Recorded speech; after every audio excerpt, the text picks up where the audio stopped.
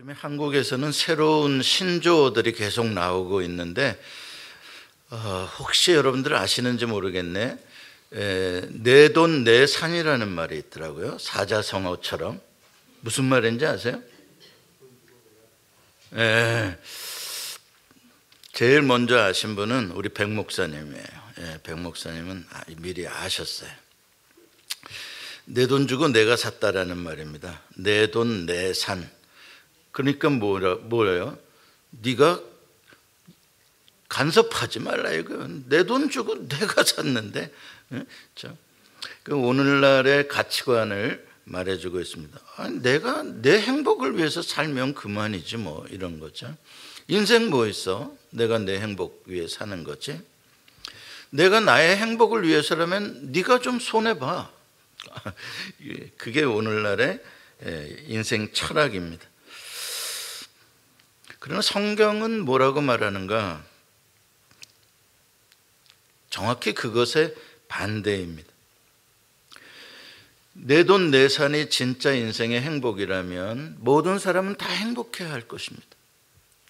그러나 내 돈 내 산의 문화가 강하면 강할수록 사회는 더 불행해집니다.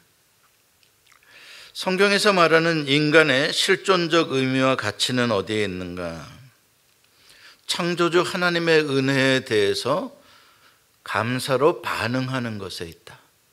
인생이란 뭐냐? 하나님의 은혜에 감사하는 것이다. 인생이에요. 그러면 행복하냐? 그게 진짜 행복이라는 겁니다. 그게 진짜. 이사야 43장 21절은 이렇게 말씀합니다.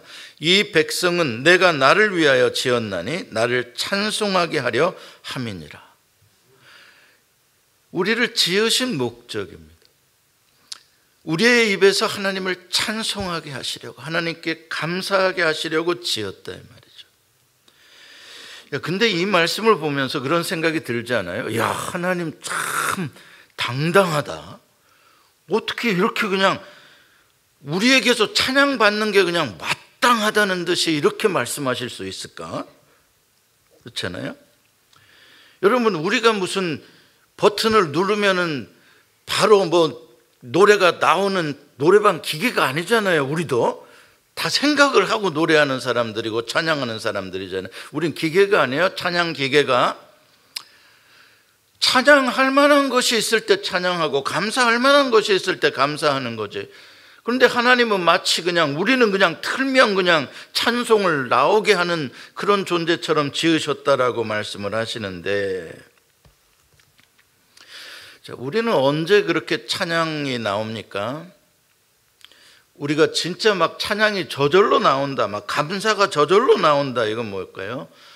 놀라운 선물이나 놀라운 은혜를 받지 않고서는 웬만한 걸로는 우리는 잘 찬양하지 않습니다. 정말 생각지도 못한 감당할 수 없는 선물과 은혜를 받았을 때 감사하네, 찬양이 나오게 되는 것이죠.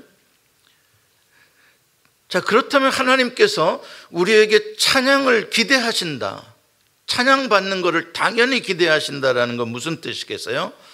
하나님은 우리에게 그런 놀라운 은혜와 선물을 먼저 주신 것을 전제하고 있는 것이에요. 내가 너희에게 이런 놀라운 은혜와 선물을 주었기 때문에 너희는 아마 자동으로 나를 찬송하게 될걸, 이런 말씀이죠. 창세기 1장 2장에 보면 창조주 하나님께서 어떻게 온 우주 만물을 아름답게 창조하셨는지가 나옵니다. 한 가지씩 창조하실 때마다 하나님은 보시기에 좋았다라고 말씀하십니다. 좋았다, 보시기에 좋았다. 이게 우리에게 하나님께서 처음 가르쳐 주시는 하나님의 계시입니다. 보시기에 좋았다. 여러분들도 무엇인가가 자꾸 보기에 좋기를 원합니다. 여러분들 경치 좋은 데 가면 참 좋다 그러잖아요. 그런 마음으로 사시는 거예요. 무슨 일이 일어나도 참 좋구나, 이 사람을 봐도 참 좋구나, 얼마나 좋아요. 인생이 행복해지는 것이죠. 하나님이 보시는 거예요.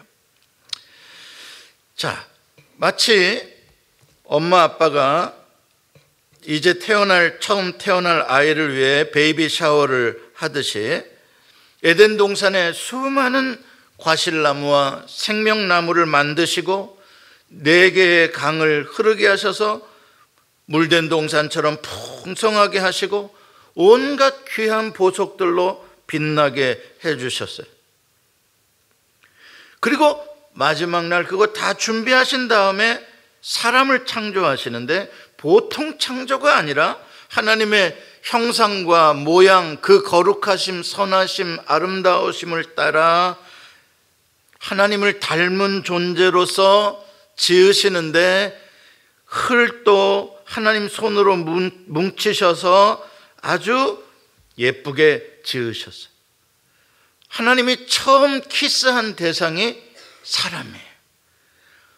그 흙에다가 코를 만드시고 하나님이 거기다 입을 대셨어요.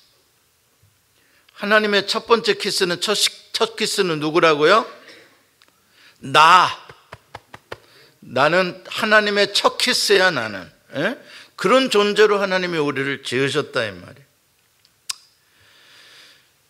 그리고 하나님의 그 거룩하신 생명의 호흡을 내 안에다 불어넣어 주신 것이 이게 놀라운 은혜죠. 이런 걸 가지고 영어로 퍼펙이라고 그러는 거예요. 우리를 창조하심에 있어서 0.1의 결함도 없는 완전한 모든 것을 다 제공해 주시는 하나님은 우리를 이렇게 퍼펙트 러브로 사랑하시는 거예요. 어떤 결점이 없어요. 부족함이 없어요. 물질적으로나 영적으로나 완전한 샬롬의 상태에서 완전한 존재를 하나님이 만드시는데 모든 걸 다 미리 준비하시고 계획하시고 은혜로 다 제공해 주셔. 우리는 거기에 한 것이 아무것도 없어요. 하나님의 은혜로 다 하죠. 여러분, 하나님의 은혜는 이렇게 과거의 사건으로 끝나지 않아요. 하나님의 은혜는 과거만 있는 게 아니라 지금도 계속 부어지는 은혜고 동일한 은혜가 미래에도 영원히 부어지는 거예요. 날마다 우리에게 새 은혜로 보호와 공급을 제공해 주시고 계세요. 자, 그렇다면 이 하나님의 놀라운 은혜로 눈을 뜨게 된 아담과 하와가 어떻게 반응하는 것이 합당하겠습니까? 예? 그게 바로 감사와 찬양이죠. 와, 이게 뭐냐? 놀랍다. 그렇죠? 감사와 찬양입니다. 이렇게 감사와 찬양으로 하나님의 은혜에 반응하는 것, 이게 바로 은혜 안에서 살아가는 모든 크리스찬들이 우리의 모든 삶의 자리에서 우리의 몸을 산 제물로 드리는 영적 예배, 로마서 12장 1절에 나오는 영적 예배, 그게 뭐냐? 매 순간 어떤 자리에서든지 감사와 찬송을 드리는 거예요. 오늘 본문 4절과 5절에 우리가 왜 하나님께 감사 찬송을 드려야 하는지에 대해서 이렇게 설명하고 있어요. 같이 읽어보겠습니다. 시작. 땅의 깊은 곳이 그의 손 안에 있으며 산들의 높은 곳도 그의 것이로다. 바다도 그의 것이라. 그가 만드셨고 육지도 그의 손이 지으셨도다. 찬양의 이유입니다. 경배의 이유입니다. 창조주 하나님의 그 선하심, 그 전능하심, 그 놀라우심을 보고 그 하나님을 느끼고 그것을 누리고 그래서 하나님께 감사드린다는 거예요.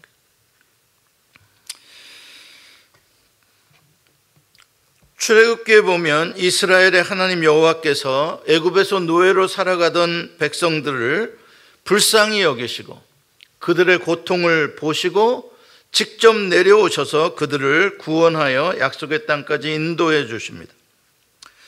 시내산에서 이스라엘 백성과 언약을 맺으신 후에 그들을 하나님의 친백성으로 삼으시고 당신께서 그들의 하나님이 되어 그들을 지키시고 보호하시기로 약속하십니다.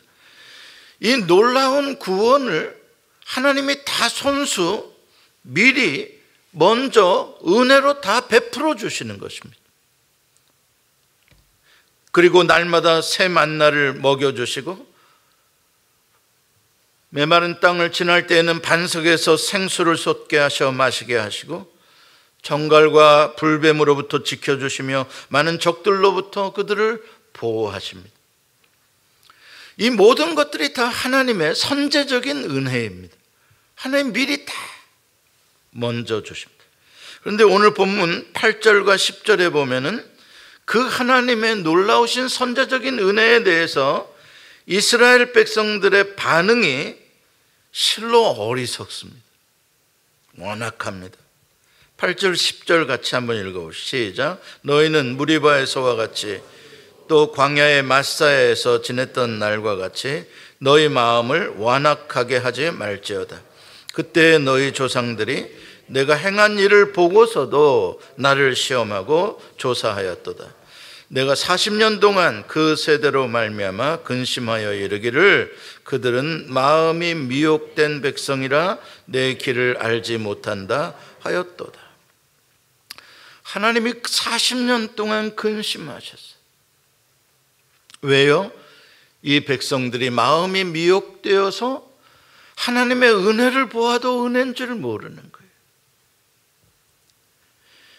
감사가 나와야 하는데 완악함이 나오는 거예요. 하나님 앞에. 이 완악이라는 단어를 히브리어로 찾아보니까 콰샤라는 단어인데, 이 콰샤라는 단어는 단단하게 굳어진다라는 뜻입니다. 단단하게 굳어진다. 어리석게 고집이 세다. 이것도 콰샤입니다. 따라서 마음이 완악하다는 것은 하나님의 은혜를 받았어도 마음이 굳어져 있기 때문에 하나님의 은혜인지를 깨닫지를 못하고 하나님의 선하시고 위대하신 역사를 보았으면서도 그게 찬양할 만한 것인지 알지 못하는 것입니다. 이런 상태의 마음에 대해서 에베소서 4장 18절에 이렇게 말씀합니다. 같이 읽습니다. 그들의 총명이 어두워지고 그들 가운데 있는 무지함과 그들의 마음이 굳어짐으로 말미암아 하나님의 생명에서 떠나 있도다. 여러분들의 마음, 저의 마음이 얼마나 굳어져 있는지 무엇으로 측정할 수가 있는가? 감사로 측정할 수 있다는 말입니다. 마음이 굳어지면 굳어질수록 뭐가 나오지 않는다? 감사가 나오지 않는다. 감사할 게 없어지고 짜증날 게 많아진다. 실제로 나의 삶에 그런 일이 있어서가 아니라 내 마음이 그만큼 완악화샤, 내 마음이 그만큼 완악해져 가고 있다라는 증거라는 거죠. 로마서 1장 21절은 이렇게 말씀합니다. 하나님을 알되 하나님을 영화롭게도 아니하며 감사하지도 아니하고 오직 그 생각이 허망하여지며 미련한 마음이 어두워졌나니. 그럼에도 불구하고 하나님의 은혜는 그치지 않습니다. 우리의 어리석음을 따라 하나님의 은혜가 그쳤다면 우리는 다 죽었을 것입니다. 그러나 우리의 완악함에도 하나님의 은혜는 여전히 부어지고 있습니다. 지금도 부어지고 있습니다. 또 그 은혜의 단비에 혹시 우리의 굳은 마음이 녹아지기를 기대하며 다시 하나님의 은혜를 깨닫기를 기대하며 하나님은 또 은혜의 단비를 내려주십니다. 그 백성들을 40년 동안 근심하며 이끄시던 하나님, 은혜를 베푸사 요단을 건너 언약을 지키셨습니다. 약속의 땅을 그들에게 주셨습니다. 그 땅에서 처음으로 농사를 하여 많은 열매를 거두고 이제는 방황하는 사람들이 아니라 내 땅을 가지고 내가 살 수 있는 그러한 복을 받았습니다. 시편 65편 10절로 13절에 다윗은 그 하나님의 놀라운 은혜에 감동하면서 이렇게 반응하고 있습니다. 같이 한번 읽어봅시다. 시작. 주께서 밭고랑에 물을 넉넉히 대사 그 이랑을 평평하게 하시며 또 단비로 부드럽게 하시고 그 싹에 복을 주시나이다. 주의 은택으로 한 해를 관치우시니 주의 길에는 기름방울이 떨어지며 들의 초장에도 떨어지니 작은 산들이 기쁨으로 띠를 띄었나이다. 초장은 양떼로 옷 입었고 골짜기는 곡식으로 덮었음에 그들이 다 즐거이 외치고 또 노래하나이다. 다윗은 세밀하게 하나님의 축복의 손길이 작은 것까지도 다 미치고 있다는 걸 압니다. 밭고랑에 물이 흐르는 것까지도 하나님이 다 하시는, 하나님이 완전한 농사꾼이시오, 하나님이 완전한 목자로서 우리를 이렇게 먹여 살리시는 분이라는 것을 너무나 섬세하게 관찰하고 세밀하게 감동하고 있습니다. 여러분, 이것이 믿음이에요. 하나님이 우리를 얼마나 섬세하게 돌보시는 하나님이신가. 또 우리는 그 하나님의 선하심과 아름다우심을 우리는 이렇게 세밀하게 관찰하고 감동하고, 이게 바로 하나님의 은혜에 감사로 반응하는 삶인 거죠. 이게 바로 하나님이 기대하시는 가장 행복한, 하나님이 지으신 인생의 목적인 것이죠. 자, 오늘 본문 1절로 3절에 보면 이런 행복한 삶을 나 혼자만 누리는 것이 아니라 내가 속한 공동체 전체가 다 함께 누리기를 원하고 있습니다. 1절 3절 같이 한번 읽어봅시다. 시작. 오라, 우리가 여호와께 노래하며 우리의 구원의 반석을 향하여 즐거이 외치자. 우리가 감사함으로 그 앞에 나아가며 시를 지어 그를 노래하자. 여호와는 크신 하나님이시오 모든 신들보다 크신 왕이시기 때문이로다. 아멘. 오라, 우리가, 그렇죠? 함께 감사하고 찬양하기를 원합니다. 시편 100편은 이 찬양이 우리 이스라엘 공동체를 넘어서 온 땅 모든 족속이 함께 하나님의 은혜에 감사하기를 원하는 노래를 하고 있습니다. 같이 한번 읽습니다. 시작. 온 땅이여 여호와께 즐거운 찬송을 부를지어다. 기쁨으로 여호와를 섬기며 노래하면서 그의 앞에 나아갈지어다. 여호와가 우리 하나님이신 줄 너희는 알지어다. 그는 우리를 지으시니요 우리는 그의 것이로다. 그의 백성이요 그의 기르시는 양이로다. 감사함으로 그의 문에 들어가며 찬송함으로 그의 궁정에 들어가서 그에게 감사하며 그의 이름을 송축할지어다. 여호와는 선하시니 그의 인자하심이 영원하고 그의 성실하심이 대대에 이르리로다. 할렐루야. 예? 사도 바울은 독생자 예수 그리스도를 우리를 위하여 선물로 내어주신 그 하나님의 놀라운 은혜와 사랑, 우리에게 그 사랑을 확증해 주신 것에 대해서 감동하면서 로마서 11장 34절로 36절에 이렇게 찬양합니다. 누가 주의 마음을 알았느냐? 누가 그의 모사가 되었느냐? 누가 주께 먼저 드려서 갚으심을 받겠느냐? 이는 만물이 주에게서 나오고 주로 말미암고 주에게로 돌아감이라. 그에게 영광이 세세에 있을지어다. 아멘. 예수 그리스도의 십자가의 그 놀라운 사건을 통하여 하나님이 우리를 얼마나 사랑하시는지, 하나님이 우리에게 어디까지 은혜를 베푸실 수 있는지를 증거해 주셨다. 우리가 이 은혜를 받은 사람이라면 어떻게 마땅히 살아가야 하겠느냐? 데살로니가 5장 16절로 18절은 이렇게 말씀합니다. 항상 기뻐하라. 쉬지 말고 기도하라. 범사에 감사하라. 이것이 그리스도 예수 안에서 너희를 향하신 하나님의 뜻이니라.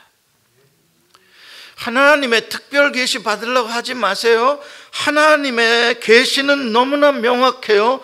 네가 항상 기뻐하고 네가 쉬지 않고 기도하고 네가 범사의 모든 일에 감사하고 참 보기에 좋구나, 이렇게 감사하며 찬양하며 사는 게 너를 향한 하나님의 뜻이다.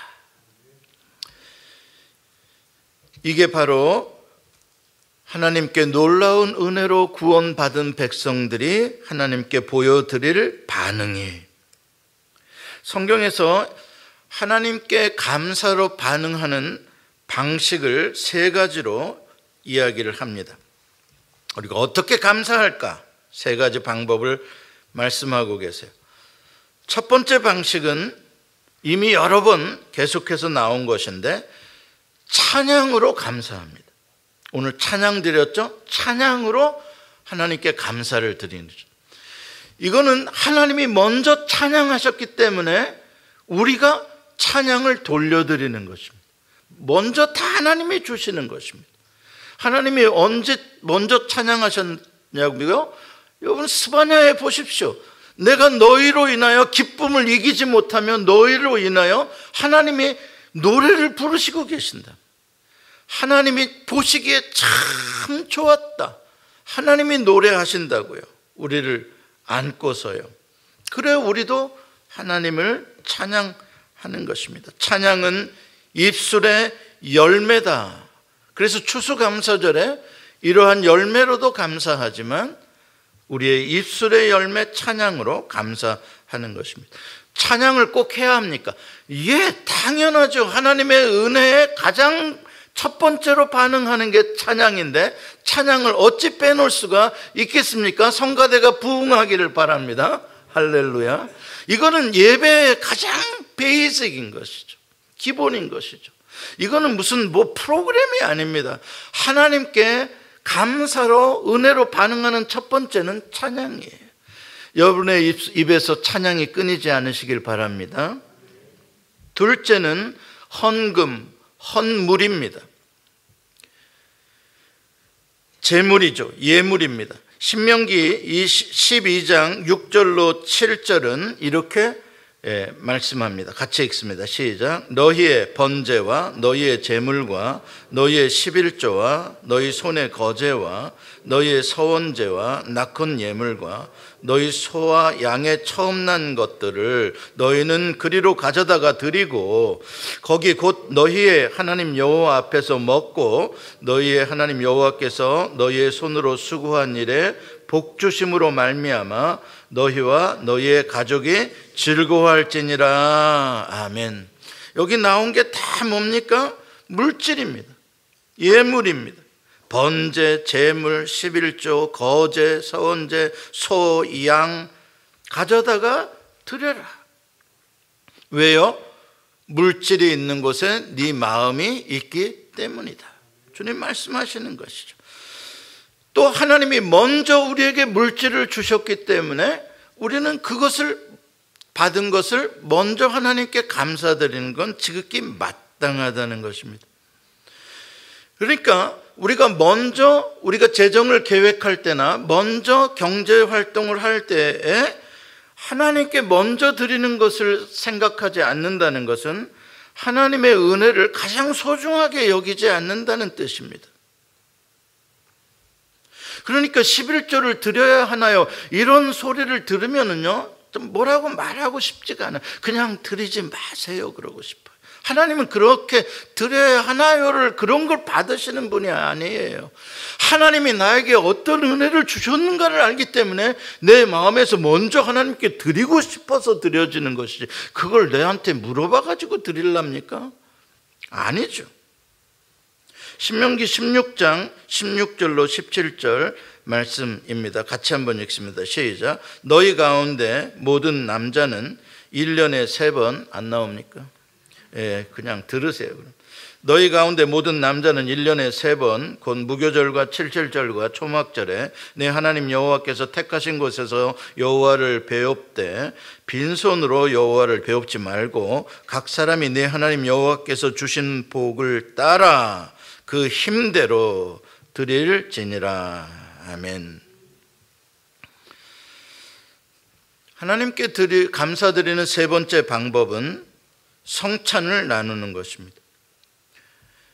초대교회에서 성도들이 함께 모여서 집에서나 교회에서나 예배를 드릴 때에 언제나 함께 음식을 먹는 애찬이 있었습니다. 애찬을 할 때는 그것은 곧 성찬이었습니다. 그들은 예수 그리스도의 살과 피를 찬양하는 성찬을 올리고 함께 음식을 나누었습니다. 여호와 하나님 앞에서 하나님의 은혜에 감사하며 오늘 우리가 아까 읽은 말씀처럼 신명기 12장 6절과 7절의 말씀처럼 하나님의 백성들이 한 자리에서 여호와 앞에서 그 음식을 함께 먹고 마시는 것, 그것을 하나님께서 기뻐하십니다. 공동체 만찬을 하나님이 기뻐하시고 하나님 앞에서 이스라엘과 하나님이 시내산에서 언약을 체결한 이후에도 그 하나님 앞에서 이스라엘의 장로들이 만찬을 나누었던 것을 우리가 볼 수가 있습니다. 이렇게 감사는 나와 하나님과의 관계에만 머무는 것이 아니라 이 감사를 이웃에게 함께 나누고 그들도 초청하는 것입니다.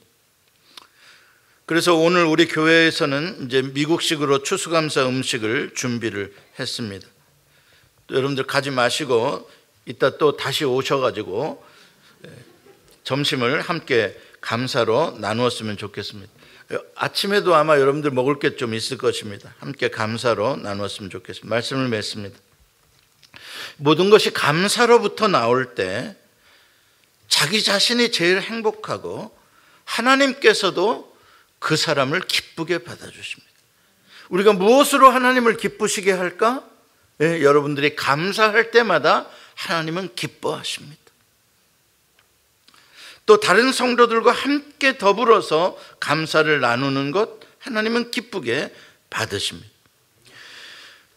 억지로 인색함으로 하는 것은 하는 사람도 괴롭고 받는 사람은 또 하나님은 더 괴로우십니다.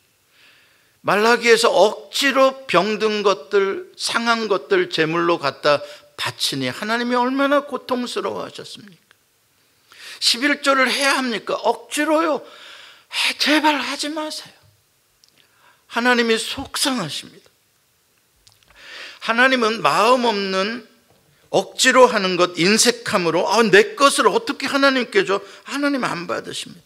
그러나 하나님께서 감사로 하는 것은 모든 것을 다 아름답게 만듭니다. 감사로부터 나오는 건 다 아름다워지는 거예요. 감사는 특별할 때만 하는 것이 아닙니다. 항상 어느 때나 어느 상황에서나 우리가 마음에 늘 품고 사는 기본 태도입니다.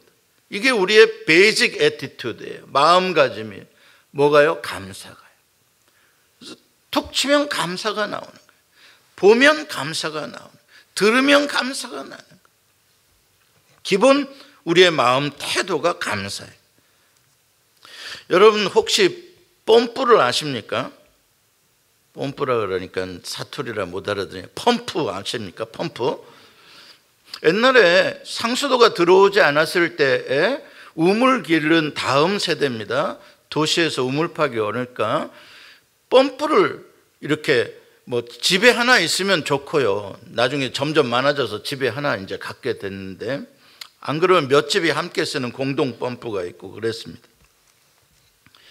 펌프로 물을 길어보면 한 가지 방법밖에 없습니다. 물이 나오게 하는 한 가지 방법.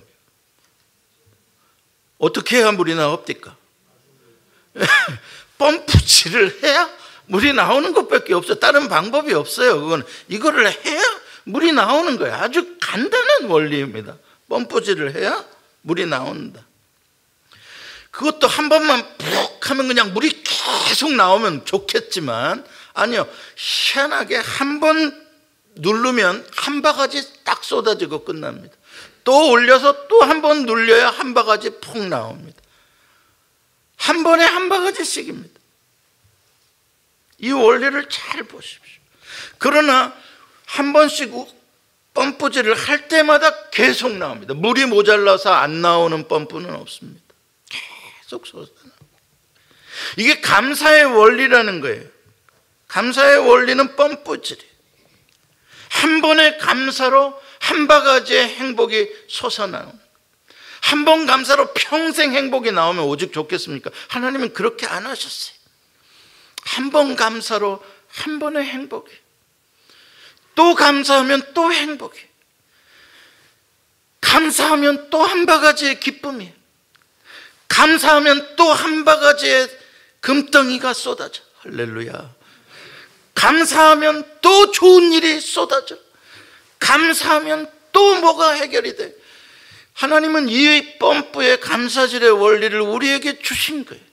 하나님의 그 무한대의 은혜의 감사의 조건들은 차고 넘친다고. 우리가 이거를 감사를 안 했을 뿐인 거예요. 그래 내 삶이 팍팍하고 메마르고 힘든 거예요.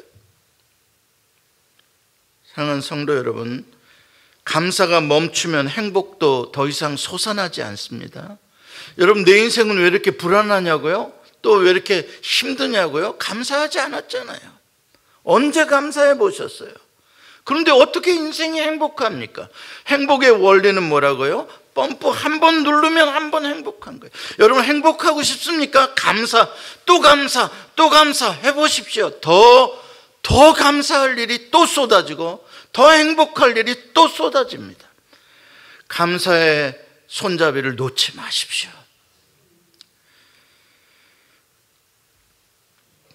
여러분, 이렇게 펌프질을 해서 여러분 혼자 솟아나는 그 물 혼자 다 욕심사납게 먹으려고 그러지 말고, 펌프질, 내가 펌프질 막 해줄 테니까 니네들 와서 다 마셔라. 응? 가서 대, 여기 있다 바가지 대, 여기 있다, 응? 양동이 대, 내가 퍼줄게. 할렐루야. 아, 이렇게 좀 살자고요. 해보셔. 따라서 해보셔. 어떻게 하라고? 응? 와서 먹어, 와서 마셔. 펌프질은 내가 할게. 동네가 다 시원할 일이요, 행복할 일입니다. 기도하십시다.